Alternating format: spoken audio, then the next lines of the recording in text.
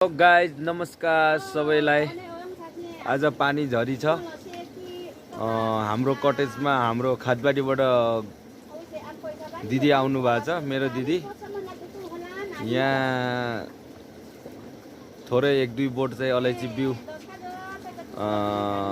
उपहार दिनु भन्नुभएको छ। अनि अलिअलि लानु नि भनेको, बोक्न सक्नुहुन्न अरे, थोरै यहाँ निकाल्नु हो।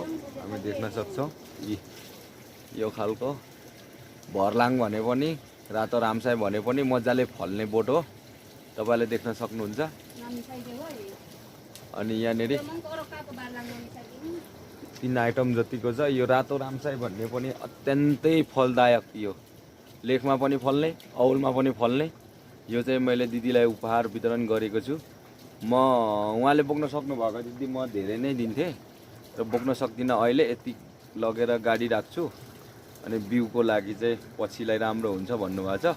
पछि लिन आउँछु अर्को सालतिर भन्नुभएको छ। म अर्को साल कति लानुहुन्छ दिने सोच बनाएको छु। अनि भेना चाहिँ मेरो विदेशमा हुनुहुन्छ, हेरिराख्नु भएको छैन। हेर्नुहोस् भेनाजु, यस्तो भएको छ।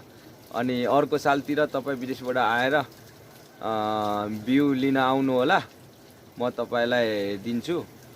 यो रातो रामसाई भर्लाङहरू यो मिक्स भएको छ। तर यो रातो रामसाई पनि औलमा पनि लेखमा पनि उत्तिकै फल्ने, हामीलाई फल राम्रो दिन्छ। ल ल है दिदी, ओ दिदी सेवा के